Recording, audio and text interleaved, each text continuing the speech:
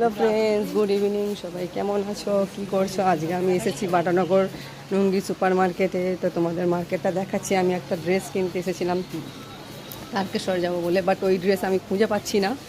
ঠিক আছে, যে আমি যেরকম খুঁজছিলাম সেরকম ড্রেস আমি খুঁজে পাচ্ছি না। তো অর্ধেক দোকান বন্ধ। এই দেখো, আমি আসলাম, দোকানপাট বন্ধ। আমার ব্যাড লাক। তোমরা সবাই কি করছো? বাটানগর নিউ মার্কেটটা তোমরা কোনো দিনও দেখেছো কি জানি না, এসেছো যারা, যারা আসুনি তাদের জন্য।